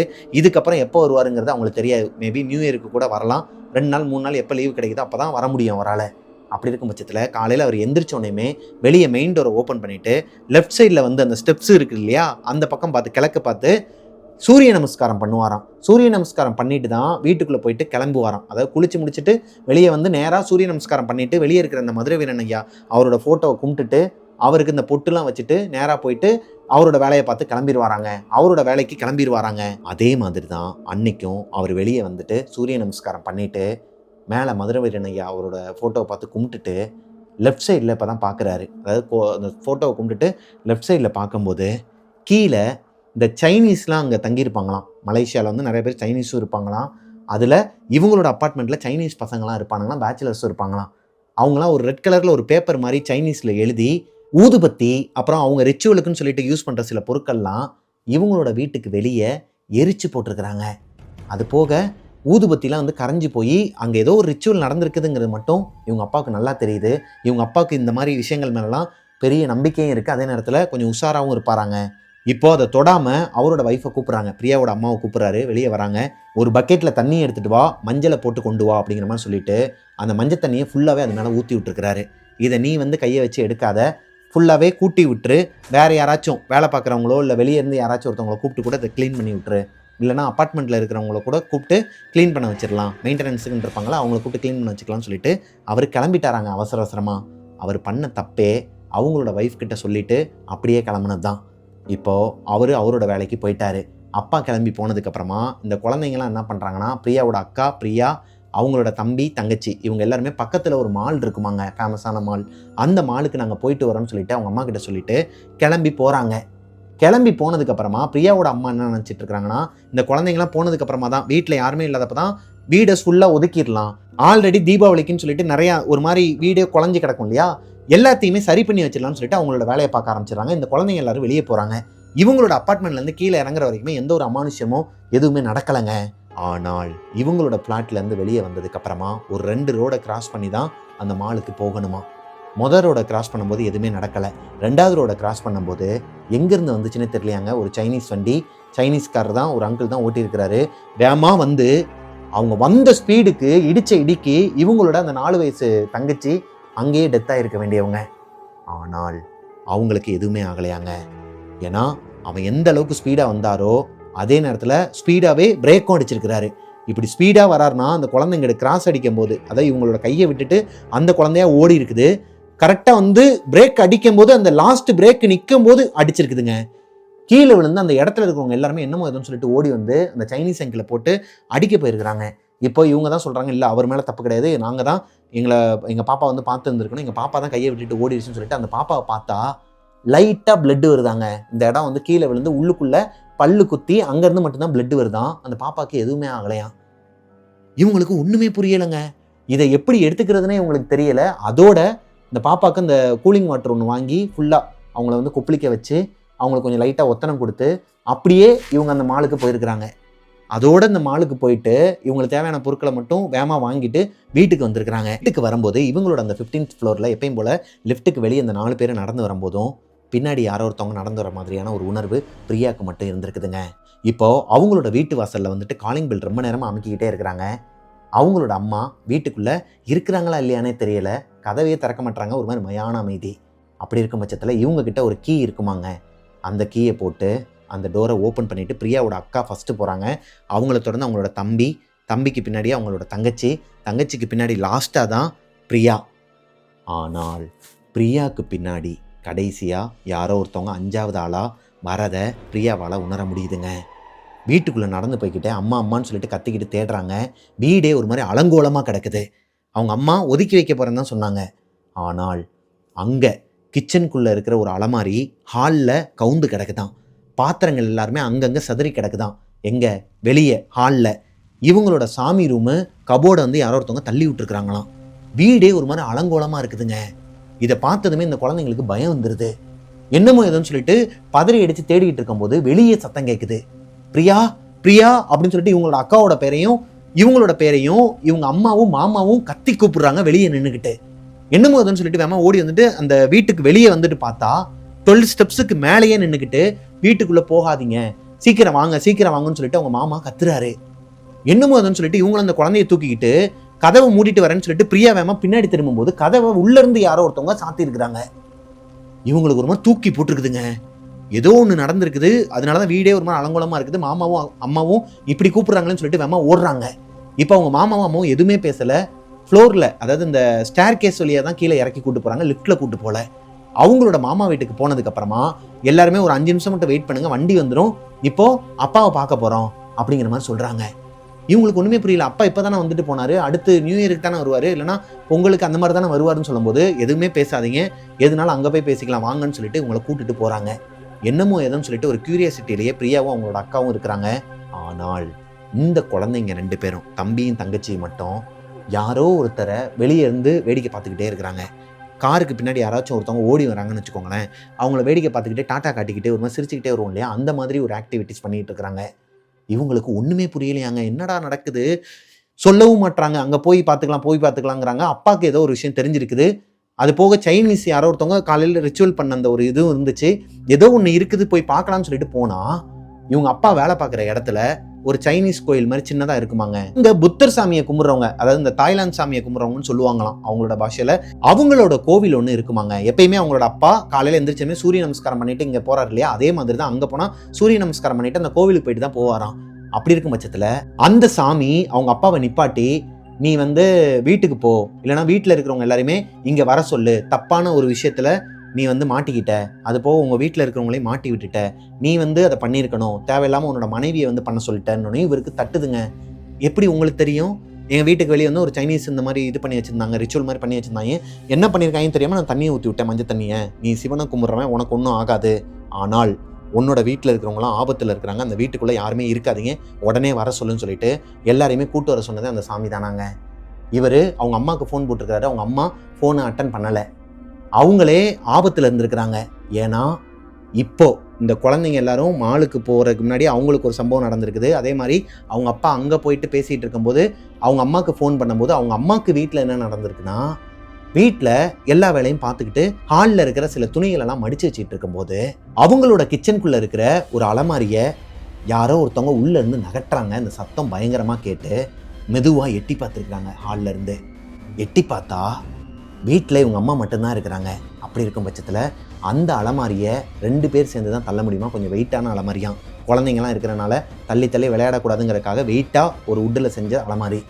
அந்த அலமாரி அவங்களோட அந்த கிச்சன்லேருந்து பாதி நகண்டு வெளியே வருதாங்க. இவங்களுக்கு ஒரு மாதிரி ஈரக்கொலையே நடுங்கி இருக்குது. யாரு அப்படின்னு சொல்லிட்டு கேட்கும்போது கருப்பு கலரில் ஒரு புகை மாதிரியான உருவம், நல்லா போல்டாக இருக்குதாங்க, குண்டாக இருக்குதான், மேலே ஏறி நிற்கிதாங்க, இந்த டேபிள் மேலே ஏறி இறங்கி இவங்களை பார்த்து முறைச்சிக்கிட்டு மூச்சு விட்டுக்கிட்டு இருக்குதான். இதுக்கப்புறமா அவங்க அம்மாவுக்கு ஒரு மாதிரி வீட்டுக்குள்ளேயே இருக்கக்கூடாதுன்னு சொல்லிட்டு தோணுது. எந்திரிச்சு அம்மா வெளியே ஓடி வந்துட்டாங்களாம். அவங்க அந்த கதவை சாத்தக்கூட இல்லையாங்க, லைட்டாக பிடிச்சி இழுக்கும் போதே யாரோ ஒருத்தவங்க உள்ளே இருந்து புஷ் பண்ணுற மாதிரி ஒரு சத்தம், உள்ளே இருக்கிற அந்த பாத்திரங்கள் எல்லாத்தையுமே யாரோ ஒருத்தவங்க தூக்கி போட்டு உடைக்கிற சத்தம், அவங்களோட வீடையே ஒரு மாதிரி அலங்கோலமாக்குற மாதிரி பயங்கரமாக சத்தம் கேட்குது. இதுக்கப்புறமாவும் இங்கே இருக்கக்கூடாதுன்னு சொல்லிட்டு அவங்களோட அண்ணன் வீடு 3வது ஃப்ளோரில் இருக்கு இல்லையா, அங்கே ஓடிடுறாங்க. இதுக்கப்புறமா தான் அவங்க அப்பா இவங்களுக்கு கால் பண்ணியிருக்கிறாங்க. இவங்க எடுக்கலன்னோனையும், ஏன்னா இவங்க அம்மாவோட ஃபோன் உள்ளே மாட்டிக்கிச்சு. இப்போ அவங்களோட மாமாக்கு, அதாவது பிரியாவோட மாமாவுக்கு அவங்க அப்பா கால் பண்ணி வேமா போய் கூட்டு வாங்குங்கும் போது, இல்லை அவரே இங்கே தான் இருக்கிறா, இந்த மாதிரி ஒரு பெரிய சம்பவம் நடந்துச்சு, குழந்தைங்களாம் எங்கே இருக்கிறாங்க, மாலுக்கு போயிருக்கிறாங்க, அவங்களோட உயிருக்கும் ஆபத்து, குறிப்பாக அந்த சின்ன பொண்ணோட உயிருக்கு ஆபத்து, எப்படியாச்சும் எதனா ஒன்று பண்ணுங்கன்னு சொல்லிட்டு அவரும் பதட்டத்தில் தான் இருக்கிறாரு. இப்போது நல்லபடியாக இவங்க யாரோட உயிருக்கும் எதுவுமே ஆகலைங்க. இப்போ தான் பிரியாவும் சரி, அவங்களோட அப்பா மாமா எல்லாருமே சரி ஒரு விஷயத்தை கவனிக்க ஆரம்பிக்கிறாங்க. பிரியாவோட அம்மா அவங்களாவே இல்லை, ஏதோ பேயறிஞ்ச மாதிரியே உட்காந்துருக்கிறாங்க, கோபப்படுறாங்க, எடுத்ததுக்கெல்லாம் கோபப்படுறாங்க. அந்த புத்தர் சாமி இருக்கிற ஒருத்தர் சொன்னார் இல்லையா, அவரோட கோவிலுக்குள்ளே வரதுக்கு மறுக்கிறாங்க. அது பெரிய கோயிலெலாம் கிடையாதாங்க, சின்னதாக ஒரு அமைப்பில் தான் இருக்குமா, அதுக்குள்ளே வரமாட்டேன், எதுக்கு கண்டவன் சொல்கிறதே நம்புறீங்க, வாங்க போகலான்னு சொல்லிட்டு அவ்வளோ நேரம் வந்தவங்க இப்போது அந்த கோயில் வாசலில் வச்சுக்கிட்டு இந்த மாதிரி மிரட்டுறாங்க எல்லாருமே, நான் வரமாட்டேன், யாரையும் போக விட மாட்டேன், வாங்க போகலான்னு சொல்லும்போது அவங்கள வம்புக்கேன்னு உள்ளே இழுத்துட்டு போயிருக்கிறாங்க. இப்போது அந்த புத்தர் சாமி என்ன சொல்கிறாருன்னா, இந்த வீட்டுக்கு வெளியே அந்த அப்பார்ட்மெண்ட்டில் இருக்கிற 2 பசங்க, சைனீஸ் பசங்க 2 பேர், மேலே இருக்கிற இந்த சாமியெல்லாம் கும்பிட்டுட்டு ஏதோ நம்பர் ஏதோ சம்திங் சொல்கிறாங்க. மலேசியாவில் ஒரு பழக்கம் இருக்குதான், இந்த சைனீஸில் இருக்கிறவங்களா இருக்கட்டும், அங்கே இருக்கிற தமிழ் மக்களாக இருக்கட்டும், கடவுள்கிட்ட போயிட்டு ஏதோ ஒரு நம்பர் வச்சு வேண்டுவாங்களாம். வேண்டும் போது அவங்க நினைக்கிறதெல்லாம் நடக்குமாங்க. அந்த மாதிரி தான் 2 பசங்க ஒரு ரிச்சுவல் பண்ணியிருக்கிறானுங்க இவங்களோட வீட்டுக்கு வெளியே வச்சு, மேலே இருக்கிற அந்த மதுரை வீரன் சாமியோட ஃபோட்டோக்கு முன்னாடி வச்சு பண்ணியிருக்கிறாங்க. அது ஏன் என்னங்கிறதெல்லாம் இவங்க டீட்டெயிலாக என்கிட்ட சொல்லலைங்க. ஆனால் அப்படி ஒரு ரிச்சுவல் அந்த பசங்க பண்ண காரணத்தினால அவங்க பண்ணிட்டு இருக்கும்போது அந்த பசங்க சொன்ன விஷயம் என்னன்னா, அதாவது இவங்க இப்போ இங்கே இருக்கிறவர் சொல்லிடுறாரு அந்த பசங்க தான் பண்ணியிருக்கிறாங்கன்னு. இவங்களோட அந்த 16 ஃப்ளோர் அப்பார்ட்மெண்ட்டில் 2 பசங்க தான் பேச்சுலர், அவனுங்க தான் சைனீஸ் பசங்க. துண்டா அவங்களோட மாமா போயிட்டு பிடிச்சிடுறாரு. பிடிச்சி கேட்கும் போது அவனுங்க என்ன சொல்கிறானுங்கன்னா, ஆமாம் நாங்கள் பண்ணோம், சாமியை கும்பிட்டு எங்களுக்கு நடக்கணும்னு சொல்லிட்டு தான் வரம் கேட்கணும்னு சொல்லிட்டு நாங்கள் ஒரு விஷயம் பண்ணோம், ஆனால் அங்கே சாமி வரலை, வேற என்னடா வந்துச்சுன்னு சொல்லிட்டு கேட்கும்போது பிளாக் கலரில் ஒரு ஷேடோ நல்லா போல்டாக குண்டாக இருந்துச்சு. அதுதான் அங்கே வந்து நின்றுட்டு இருந்துச்சு. அதை பார்த்ததுமே நாங்கள் பயந்துட்டு அப்படியே போட்டுட்டு போயிட்டோம், எரிச்சிட்டு கிளம்பிட்டோம் அப்படிங்கிற மாதிரி சொல்லியிருக்கிறானுங்க. இப்போது இந்த கோவிலில் நடந்தது என்னென்னா, இந்த சாமி வந்து சொல்லிடுறாரு, இதுக்கப்புறம் நீங்கள் வந்து அந்த வீட்டில் இருக்காதீங்க, அங்கே வந்து நிறைய அமானுஷ்யங்கள்லாம் இருக்குது, தெரிஞ்சோ தெரியாமலோ நீ வந்து அந்த அப்பார்ட்மெண்ட்டை வாங்கிட்ட, எப்படியாச்சும் உன்னோட உயிரை காப்பாற்றிக்கோ, உன்னோட குடும்பத்தோட உயிரை காப்பாற்றிக்கோ, அதுதான் உனக்கு நல்லது, அங்கே இருக்கிறத யாராலையும் வெளியே அனுப்ப முடியாது, அது அதோட இடம் அப்படிங்கிற மாதிரி சொல்கிறாரு. இவருக்கு ஒன்றுமே புரியலைங்க. என்னதான் இவர் மேலே நம்பிக்கை இருந்தாலும் இன்னொரு பக்கம் நம்மளோட சாமிக்கிட்டையும் போய் கேட்கலாம்னு சொல்லிட்டு காளியம்மன் உடம்புல வந்து இறங்கி ஆடுவாங்களாம் இவங்களோட சொந்தக்காரங்களில் ஒருத்தவங்க. அங்கேயே ஒரு கோவில் இருக்குமா, அந்த காளி கோயிலே உட்காந்து குறி கேட்குறாங்க. அவங்களோட உடம்புக்குள்ளே காளி வந்து சொன்னதும் இவர் சொன்னதும் சேம் ஒரே விஷயந்தாங்க. அந்த வீட்டில் இருக்காத, அடுத்த 45 நாள் உனக்கு டைம், இந்த டைமுக்குள்ளே நீ அந்த வீடை காலி பண்ணலன்னா உன் வீட்டில் அடுத்தடுத்து இழப்புகள் அதிகமாகும். உன்னோட மாமனார் மாமியார் 2 பேர் இறந்ததுக்கு காரணமும் அங்கே இருக்கிற அமானுஷம் தான். அது அவங்களுக்கும் தெரியும், அவங்களோட ஆத்மாவும் இன்னுமே அங்கே தான் உங்களை பாதுகாக்கிறதுக்காக சுற்றிட்டு இருக்குது. அவங்க 2 பேர் மட்டும் இல்லை அப்படின்னா, அவங்க 2 பேரோட ஆத்மா மட்டும் இல்லை அப்படின்னா இந்த குழந்தைங்க எப்போ இறந்துருப்பாங்க அப்படிங்கிற மாதிரிலாம் சொல்கிறாங்க. இது அவங்க அப்பாவால் ஏற்றுக்க முடியுதோ இல்லையோ, அவர் பயந்து ஏற்றுக்கிறாரு. ஆனால் பிரியாவுக்கும் பிரியாவோட அக்காவுக்கும் ஒரு மாதிரி தூக்கி போடுதுங்க. ஏன்னா அவங்க சொல்கிறது எல்லாமே நிஜம். நம்ம ஸ்டார்டிங்லேருந்து பார்த்துட்டு இருக்கோம் இல்லையா, அவங்க தாத்தாவும் பாட்டியும் கூப்பிட்டாங்கன்னு சொல்லிட்டு அந்த பையன் ஜன்னலில் ஏறி உட்காந்துருந்ததும், இந்த குழந்தை வந்து அங்கே நின்றுட்டு இருந்ததும், மேபி அந்த குழந்தைய வெளியே வர வச்சு தள்ளி விடுறதுக்கு ஒரு பிளான் இருந்தாலும் அவங்களோட தாத்தா பாட்டி அங்கே வந்து நின்று அவங்கள ஒரு மாதிரி காப்பாற்றி இருந்திருக்கலாம். கொஞ்சம் டைமை கடத்தி அதே நேரத்தில் பிரியாவை எழுப்பி விட்டு, இது எல்லாமே அவங்க தாத்தா பாட்டியோட ஒரு அருளால் தான் நடந்திருக்குங்கிறத இவங்க புரிஞ்சுக்கிறாங்க. இப்போது அவங்க சொன்ன மாதிரியே அங்கே ஒரு முனீஸ்வரர் கோயில் இருக்குமாங்க, ரொம்பவே ஃபேமஸான கோயிலாம். அந்த கோயிலுக்கு பேக் சைடில் ஒரு ஆறு ஓடுமா, இப்போ இல்லையா, இப்போது ஏதோ பெருசாக எடுத்து கட்டியிருக்கிறாங்களாங்க அந்த இடத்துலையே. அப்படி இருக்கும் பட்சத்தில் அந்த ஆற்றுல ஒரு விஷயத்தை கரைக்க சொல்லியிருக்கிறாங்க. ஒரு குண்டை மாதிரி ஒன்று கொடுத்து சில விஷயங்கள்லாம் ரிச்சுவல்லாம் பண்ணி அதை கரைச்சிட்டு வரணும். மெயினாக உங்கள் வீட்டில் இருக்கிற பொண்ணுங்க தான் பண்ணணும்னு சொல்லிட்டு இவங்க காரில் போயிட்டு இருக்கும்போது அவங்க அப்பாவால் கார் ஓட்டவே முடியலையாங்க. ஒரு மாதிரி மைண்ட் டிஸ்டர்ப் ஆகிட்டே இருந்திருக்குது. அது போக அங்கே இருக்கிற காடி எல்லாமே, அதாவது அங்கே இருக்கிற வண்டிங்க எல்லாமே இவங்களோட வண்டியை இடிக்கிற மாதிரியே வந்திருக்குது. நிறைய ஆக்சிடென்ட்லேருந்து அவர் தப்பிச்சிருக்கிறார். 1 2 இல்லையாங்க, 10-15 வண்டிங்க வந்து ஆக்சிடென்ட் பண்ண வந்துச்சுங்களாம். அதுலேருந்துலாம் ஒரு மைனூட்டாக ஒரு ஃப்ராக்ஷன் ஆஃப் த செகண்டில் ஒரு வளைச்சி ஏதோ ஒரு விஷயம் இவங்களுக்கு பாசிட்டிவாகவும் இருக்குது. அதே நேரத்தில் கையில் ஒரு பாட் மாதிரி கொடுத்துருந்துருக்காங்க. அது ஹீட்டாக இருக்குன்னு சொல்லிட்டு அவங்க அக்கா கீழே வைக்க போயிருக்காங்க. அப்போலாம் கீழே வைக்கக்கூடாதுமா, ஏன்னா எல்லாரோட கையிலையுமே தான் வச்சிருக்கணும்னு சொல்லிட்டு நிறைய விஷயங்கள்லாம் சொன்னாங்க. அதை நான் உங்ககிட்ட ஷார்ட்டாக சொல்லிடுறேன். அவங்க அப்பா வந்து ஒரு கையில் வண்டி ஓட்டிக்கிட்டு இன்னொரு கையில் அவங்க அக்காவோட அந்த பாட்டை வந்து கையில் பிடிச்சிக்கிட்டு ஓட்டிக்கிட்டு ஒரு வழியாக அந்த முனீஸ்வரர் கோயிலுக்கு பேக் சைடில் இருக்கிற அந்த தண்ணியில் அதை கரைச்சிடுறாங்க. கரைச்சதுக்கு அப்புறமாவும் இவங்களுக்கு நிறைய நெகட்டிவ் எனர்ஜிலாம் இருந்திருக்குது. இவங்களுக்கு வேறு வழியே தெரியலை, உயிரா இல்லை இந்த வீடான்னு சொல்லிட்டு பார்க்கும்போது அவங்களுக்கு உயிர் தாங்க பெரிய விஷயமா தெரிஞ்சிருக்குது. அவங்க அப்பாவுக்கு நான் வீடு எப்போ வேணாலும் வாங்கிப்பேன், என் பிள்ளைங்களோட எதிர்காலம் தான் முக்கியம்னு சொல்லிட்டு அந்த வீடை வித்துடுறாரு. அங்கே நடந்த விஷயங்கள் எதுவுமே அந்த அப்பார்ட்மெண்ட்டில் இருக்கிறவங்களுக்கோ யாருக்குமே தெரியாதான். விற்றுட்டு அங்கேருந்து வேற ஒரு வாடகை வீட்டுக்கு போயிடுறாங்க. வாடகை வீட்டுக்கு போயிட்டு ஒரு மாதம் நல்லபடியாக தாங்க போயிருக்குது. ஆஸ் யூஸ்வல் அவங்க அப்பா எப்பயும் போல் வேலைக்கு போயிடுறாரு. ஆனால் அந்த இடத்துல இல்லை, வேற ஒரு இடத்துல அவரை வந்து வேலையை மாற்றி விட்டுறாங்க. ஒரே கம்பெனி தான், ஆனால் வேற இடத்துல வந்து அவர் வேலை பார்க்க வேண்டிய ஒரு சூழ்நிலை. அப்படி இருக்கும் பட்சத்தில் வீட்டில் அம்மா, இந்த குழந்தைங்க மட்டும்தான், பிரியாவோட அக்கா, தம்பி, தங்கச்சி, இவங்க மட்டும்தான் இருந்திருக்கிறாங்க. கொஞ்ச நாளாகவே அவங்களோட வீட்டுக்குள்ளே எந்த ஒரு நெகட்டிவ் எனர்ஜி எதுவுமே இல்லையாங்க. பால் காய்ச்சிட்டு தான் போயிருக்கிறாங்க, எதுவுமே தெரியலை, எல்லாமே நல்லபடியாக தான் போயிட்டு இருக்குது. சாம்பிராணி புகையெல்லாம் போடுவாங்களாம், எப்பயும் போல சாமி கும்பிடுவாங்களாம். ஆனால் அன்னைக்கு ஒரு நாள் பிரியாவோட அப்பா வீட்டுக்கு வந்திருக்கிறாரு. காலையில் ஒரு 7-7:15 இருக்குமாங்க. இவங்க எந்திரிக்கும் போது, அதாவது பிரியாவோட அம்மா எந்திரிக்கும் போது பிரியாவோட அப்பா வந்து அவங்களுக்கு பக்கத்தில் இல்லை, பெட்டில் இல்லை, ரெஸ்ட் ரூம்குள்ளே குளிச்சுக்கிட்டு இருக்கிறாரு. குளிச்சுக்கிட்டு இருக்கும்போது இவங்களுக்கு ஒரு சந்தேகம். எப்பயுமே அவர் ஒரு 6-6:30க்கெல்லாம் குளிச்சுட்டு வெளியே போயிட்டு சூரிய நமஸ்காரம் பண்ணக்கூடிய ஒரு பர்சன், நம்ம ஆரம்பத்திலே பார்த்தோம் இல்லையா. அந்த மாதிரி இருக்கும் பட்சத்தில் எதனால இவர் வந்து லேட்டாக குளிக்கிறாரு, ஏங்க நீங்கள் தானா அப்படின்னு சொல்லிட்டு கத்திருக்கிறாங்க.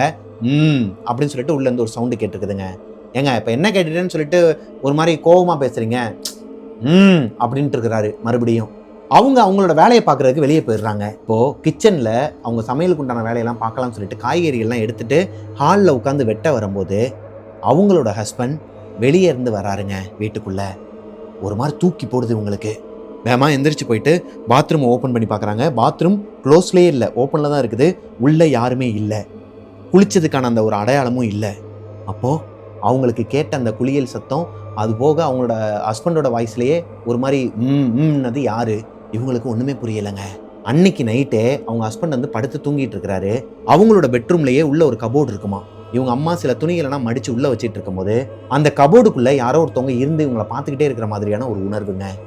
இவங்க அம்மாவுக்கு ஒரு மாதிரி உடம்பெல்லாம் புல்லரிச்சு, அந்த வீட்டில் ஒரு நெகட்டிவ் எனர்ஜி, அதாவது வீட்டில் வெளியே அந்த அலமாரியை தள்ளும் போது ஒரு கருப்பு உருவத்தை பார்த்தாங்க இல்லையா, அந்த ஒரு நினப்பிலேயே இருக்கிறாங்களா, இல்லை உண்மையாகவே இங்கே எதனா ஒன்று இருக்குதான்னு சொல்லிட்டு அவங்களுக்கு தெரியலை. ஆனால் பயங்கரமாக ஒரு நெகட்டிவ் எனர்ஜி அவங்களால உணர முடியுது. இப்போது லாஸ்ட்டாக அந்த கபோர்டில் துணியெல்லாம் வச்சுட்டு மூடுறதுக்கு மறந்துடுறாங்க. முன்னாடி திரும்பிட்டு ஐயோ மூட மறந்துட்டோமே கபோர்டுன்னு சொல்லிட்டு பின்னாடி திரும்பி பார்த்தா அந்த கபோர்டை யாரோ ஒருத்தவங்க உள்ளேருந்து இழுத்து டம்முன்னு மூடி இருக்கிறாங்க. அந்த சத்தத்தில் அவங்களோட கணவர் எந்திரிச்சிடறாரு. என்னாச்சுமா, எதுவும் பிரச்சனையா, என்னாச்சு, ஏன் இப்படி டம்மு டம்முன்னு போட்டுட்டு இருக்கேன்னு. இல்லைங்க ஒன்றும் இல்லைங்கன்னு சொல்லிட்டு இவங்க சமாளிச்சுட்டு அவங்ககிட்ட நடந்தது எதுவுமே சொல்லாமல் பக்கத்தில் படுத்துடுறாங்க. இருந்தாலும் பிரியாவோட அம்மாவோட மனசுக்குள்ளே ஒரு மாதிரி உறுத்தலாகவே இருக்குதுங்க.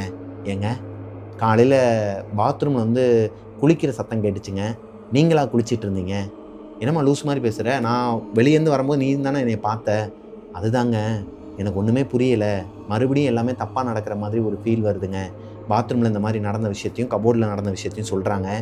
ஏம்மா அதெல்லாம் ஒன்றும் இருக்காதுமா, நீ ஆல்ரெடி நடந்த அந்த ஒரு விஷயத்துலேருந்து இன்னும் வெளியே வராமல் இருக்கிற, அதுலேருந்து கொஞ்சமாக வெளியே வந்துடலாம், நீ பாட்டுக்கு எதனா வாயை விட்டு குழந்தைங்களையும் பயன்படுத்திட்டு இருக்காதுன்னு சொல்லிட்டு ஆறுதலாக பேசி படுத்து தூங்க வச்சுட்டாராங்க. அடுத்து சில வருஷங்கள் போகுதுங்க. பிரியா வயசுக்கு வந்துடுறாங்க. பிரியா வயசுக்கு வந்ததுக்கு அப்புறமா தான் அவங்க வீட்டில் ஏகப்பட்ட அமானுஷங்கள் பிரியாவுக்கு மட்டுமே நடக்க ஆரம்பிக்குது. என்னன்னா வயசுக்கு வந்ததுக்கு அப்புறமா கொஞ்ச நாள் இவங்களை தனிமையாக தான் வச்சுருந்துருக்குறாங்க. அதுக்கப்புறமா கொஞ்சம் இவங்களோட அக்கா கூடயும் படுத்து தூங்க ஆரம்பிச்சிருக்கிறாங்க. இவங்களுக்கு தனியாக ஒரு ரூம் இருக்குமாங்க.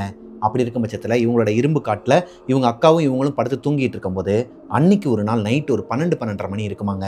திடீர்னு இவங்களோட காலை பிடிச்சி யாரோ ஒருத்தவங்க தூக்குற மாதிரியான ஒரு உணர்வு. திரும்பி படுக்கலாம்னு சொல்லிட்டு போகும்போது உண்மையாகவே இவங்க காலை யாரோ ஒருத்தவங்க பிடிச்சிருக்கிறாங்கிறது இந்த பொண்ணுக்கு தெரிய வருது.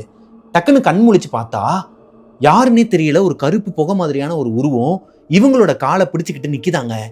பெட்டில் இவங்களோட காலை மேலே பிடிச்சிக்கிட்டு நிற்கிதான்.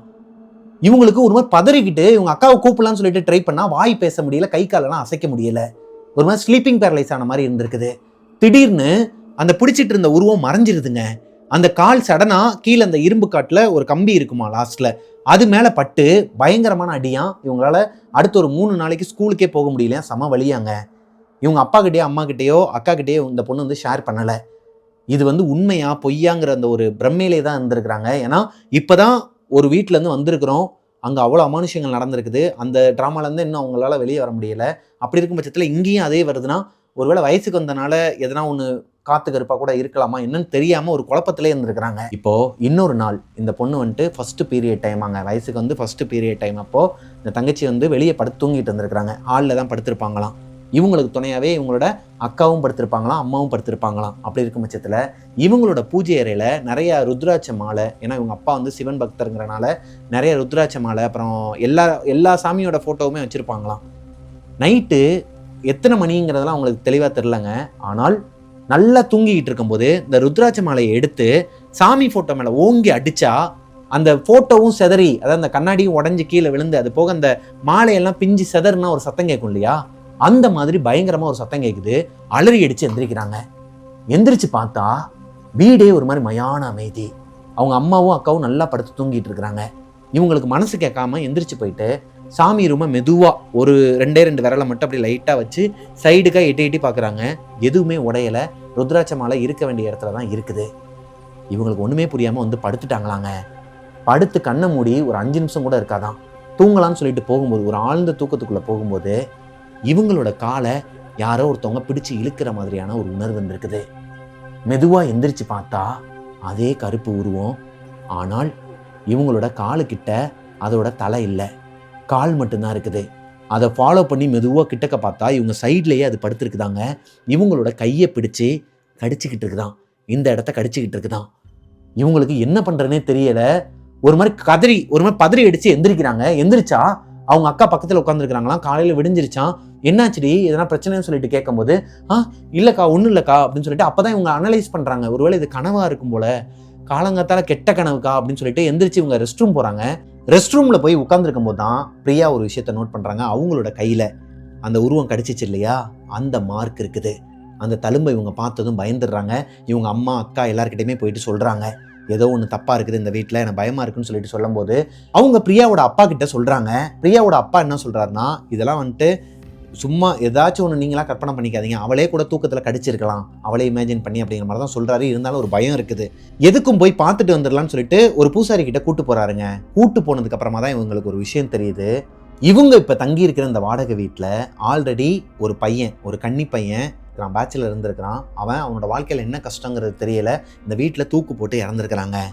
அந்த பையனோட ஆத்மா தான் இந்த வீட்டுக்குள்ளே இருக்கிறதாகவும், அவன் உங்களோட பொண்ணோட ரத்தத்தை கொஞ்சம் கொஞ்சமாக குடிச்சிட்டு இருக்கிறான், அவன் ஒரு கன்னி பையங்கிற காரணத்தினால இந்த பொண்ணை முழுசாகவே அழிச்சிருவான் அப்படிங்கிற மாதிரி ரொம்பவே பயங்கரமாக பயமுறுத்துகிற விதத்தில் சொல்லியிருக்கிறாங்க. இப்போ இவங்களுக்கு எப்படி இருந்திருக்குன்னா, கொடுமைன்னு கோவிலுக்கு போனால் அங்கே ஒரு 2 கொடுமை ஜிங்கு ஜிங்குன்னு ஆடிச்சான்னு ஒரு பழமொழி இருக்குதுங்க. அந்த மாதிரியான ஒரு விஷயத்தை தான் இவங்களோட லைஃப்பில் எக்ஸ்பீரியன்ஸ் பண்ணியிருக்கிறாங்க. செம்ம கடுப்பாகிட்டு வேறு வழியே இல்லை, ஏவோட உயிர் தான் முக்கியம்னு சொல்லிட்டு இந்த வீட்டையும் காலி பண்ணிவிட்டு வேறு ஒரு வீட்டுக்கு போயிருக்கிறாங்க. இதோட இவங்களோட கதை நிற்கலைங்க. இன்னும் 2 வாடகை வீட்டுக்கு நாங்கள் போனோம். அங்கேயுமே எங்களுக்கு நிறைய அமானுஷ்ய சம்பவங்கள்லாம் நடந்துச்சுண்ணே. அதை நான் உங்களுக்கு அடுத்தடுத்து வாய்ஸ் நோட்டில் போடுறேன் அப்படிங்கிற மாதிரி சொன்னாங்க. ஆல்ரெடி இந்த ஸ்டோரியை நான் எடுக்க ஆரம்பித்தே கிட்டத்தட்ட 1.5 மணி நேரத்துக்கு மேலே 2 மணி நேரத்துக்கிட்ட அதை தாண்டி போய்கிட்டு இருக்குதுங்க. ஒரு சில நேரங்கள்லாம் அந்த ஸ்டோரியில் கான்சென்ட்ரேட் பண்ணுறது ரொம்ப கஷ்டமான ஒரு விஷயங்க. இருந்தாலும் இது எனக்கு ஒரு தெரப்பியாக இருக்கிற காரணத்தினால நான் எடுக்க ஆரம்பித்தேன். ஆனால் இந்த பொண்ணு அவங்க பாட்டுக்கு லாங்காக போய்கிட்டே இருக்கிற மாதிரி நிறைய விஷயங்கள்லாம் அனுப்பிக்கிட்டே இருக்கிறாங்க.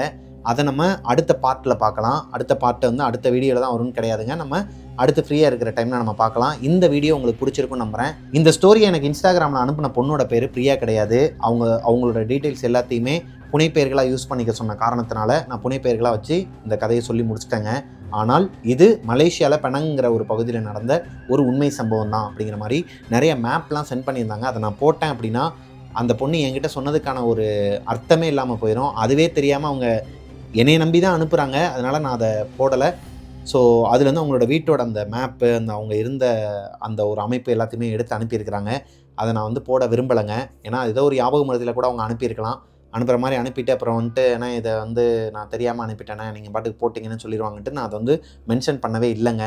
எனக்கு என்ன ஒரு டவுட்னா, கடைசி வரைக்கும் அந்த பொண்ணு அவங்களோட சொந்த வீட்டில் என்ன ஒரு அமானுஷம் இருந்துச்சு, அவங்க பாட்டியை தாத்தாவை கொண்டு அந்த அமானுஷம் யார், ஆல்ரெடி அந்த அப்பார்ட்மெண்ட்லேயே யாராச்சும் ஒருத்தவங்க இறந்துருந்தாங்களா, இல்லை வேறு எதனா ஒரு அமானுஷம் அங்கே இருந்து என்ன கதைங்கிறதே அவங்க சொல்லலைங்க. மேபி அவங்களுக்கும் இது தெரியாமல் கூட இருந்திருக்கலாம்னு நினைக்கிறேன். அங்கே ஏதோ ஒரு கெட்ட சக்தி இருக்குது, அங்கேருந்து போயிருங்கிற மாதிரி தான் அவங்க சொன்னதாக என்கிட்ட சொன்னாங்க. அவங்க சொன்ன விஷயத்த நான் என்னோடய ஸ்டைலில் உங்ககிட்ட நரேட் பண்ணி முடிச்சிட்டேன். இந்த ஸ்டோரி உங்களுக்கு பிடிச்சிருந்துச்சுன்னா லைக் பண்ணிடுங்க. உங்களோட வாழ்க்கையிலும் இதே மாதிரி எதனா ஒரு அமானுஷம் நடந்திருக்குது, அதை என்கிட்ட ஷேர் பண்ணணும்னு நினச்சிங்கன்னா பிரபாகரன் அஃபிஷியல் மிஸ்டர் பிரபாகரன்கிற இன்ஸ்டாகிராம் ஐடியில் எனக்கு இன்பாக்ஸ் பண்ணுங்கள். அண்ட் மிஸ்டர் பிரபாகரன் யூடியூப் சேனலை சப்ஸ்கிரைப் பண்ணிடுங்க, பக்கத்தில் இருக்க பெல் ஐக்கானை தட்டி விட்டுருங்க. மிஸ்டர் பிரபாகரன் வீலாக்ஸ் சேனலையும் சப்ஸ்கிரைப் பண்ணிடுங்க, பக்கத்தில் இருக்க பெல் ஐக்கானை தட்டி விட்டுருங்க. அண்டு ஸ்பாட்டிஃபைல டெவில்ஸ் கிச்சன் ரெகுலராக அப்லோட்ஸ் ஆகிட்டு இருக்குதுங்க வீடியோஸ் எல்லாமே. அதை ஃபாலோ பண்ணாதவங்க ஸ்பாட்டிஃபைல ஃபாலோ பண்ணிக்கோங்க. நெக்ஸ்ட் ஒரு சூப்பரான ஸ்டோரியில் உங்களை மீட் பண்ணுற வரைக்கும் டாட்டா, பை பாய்.